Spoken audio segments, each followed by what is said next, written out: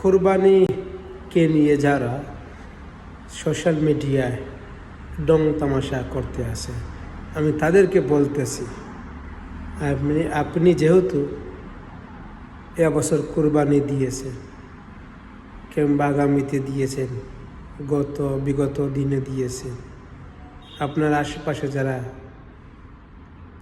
গরিব অসহায় তারা হয়তো কোরবানি দিতে পারেনি, তাদেরকে যদি দেখানোর উদ্দেশ্যে আপনি সোশ্যাল মিডিয়াতে কোরবানি গরুসহ নানান রকম ভিডিও তৈরি করেন, আপনি কন্টেন্টের মাধ্যমে, সে কোরবানি আল্লাহ তাআলা কবুল করবেন না। কোরবানি হচ্ছে সুন্নাতে ইব্রাহিম, যা মন থেকে হৃদয় থেকে কোরবানি দিতে হয়। তা হয়তো আপনার জানা নেই। কোরবানিকে ডং তামাশা করার জিনিস না, আল্লাহকে খুশি করার নাম হচ্ছে সুন্নাতে ইব্রাহিম।